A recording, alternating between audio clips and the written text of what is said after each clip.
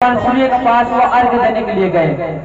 और जैसे अर्घ देने के लिए गए, अर्घ देने के बाद सूर्य से प्रश्न किया, हे भगवान सूर्य बताइए कौन सी सत्कर्म करे जो आत्मदेव के सत्कर्म से भिन्नकारी को मुक्ति मिले।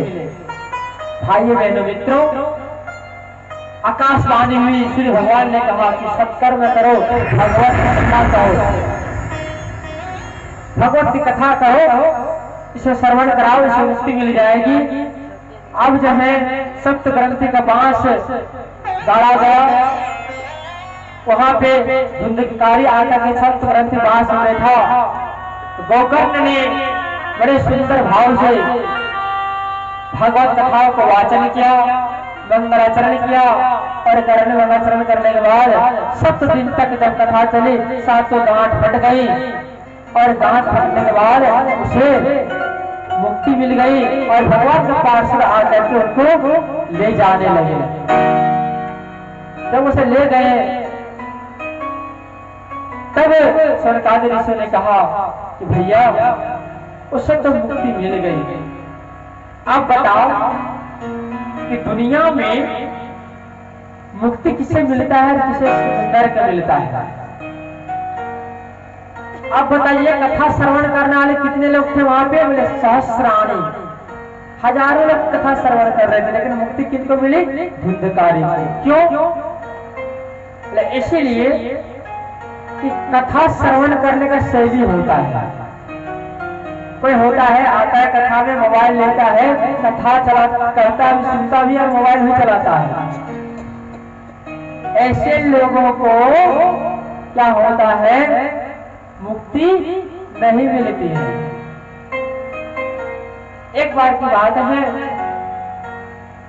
धर्मराज जी और यमराज जी की चर्चा चल रहे थे स्वर्ग में। तो यमराज ने पूछा, हे भगवान बताइए कि किसको स्वर्ग मिलता है, किसको नरक मिलता है? उसने कहा, देखो भैया मैं सरल से समझाता कि नरक किसे मिलता है, स्वर्ग किसे मिलता है। उसने कथा पंडाल की बात कही। श्रोता कौन होता है और श्रोता कौन होता है? तो शास्त्रों में आया है, भगवत बोले कि श्रोता 3 प्रकार के होते हैं। कितने प्रकार के? 3 प्रकार के। एक होता है श्रोता, जो श्रोता होता है वो कथा ध्यान से सुनता है। एक होता है श्रौता, श्रौता मतलब होता है कैंची से जो होता है, जो सुपारी काटते हैं ना, जो कैंची, उस कैंची का नाम है श्रौता। और एक का नाम होता है श्रोता, जो कथा में आए, खूब बढ़िया पंखा लगी हुई है, क्या क्या इसे क्या मतलब भैया, आराम से आओ, आग लगे बस्ती में, खूब सूतो मस्ती में। क्या लगा है दुनिया में? कथा कहने वाला कह रहा है, आया से लगा है मखमल की गद्दे, आया आराम से हाथ ऐसे लिया, सो गया। इसको क्या कहते हैं? श्रोता। एक होता है श्रौता, जो कथा में आएगा, एक बार जरूर कहेगा। जानते हैं भैया, बगल वाला से कहे, जानते हैं तो मकई टोला की कथा में गए थे ना, तो वहां पे बड़ा बढ़िया व्यास बना था। देखिए ना व्यास कैसा बनाया है। वहां पे व्यास जी ने बड़ा बढ़िया भजन गाया था, भजन नहीं गा रहा है। मतलब कथा में आए और जो खंडित करे, ये नहीं है वो नहीं है। अरे प्रसाद बनी थी ना, प्रसाद में खिचड़ी में नमक कम था, खीर बनी थी ना तो खीर में चीनी ही कम था। मतलब जो कार्य जो नहीं करने का है वो कार्य आके बार बार करे, जो काटने का काम करे उसको कहते हैं क्या? श्रोता। और एक होता है श्रोता, जो कथा प्रारंभ होने से आधा घंटा पहले आए और कथा पंडाल में बैठ करके भजन सुने, मंगलाचरण सुने, कथा संपन्न होने के बाद प्रसाद ले करके खूब सुंदर से घर जाए और व्यास जी ने जो बताया है उसको अपने जीवन में उतारे, उसको क्या कहते हैं? श्रोता। तो यमराज ने कहा कि गुरुजी ये बताइए कि किसको स्वर्ग में लाना है और किसको नरक में लाना है? उसने कहा, देखो जो झूठ बोलता हूं, जो झूठ बोलता हो उसे पकड़ करके मेरे पास लाना और जलते हुए अग्नि रूपी नरक में उसे डाल देना। बोला ठीक है।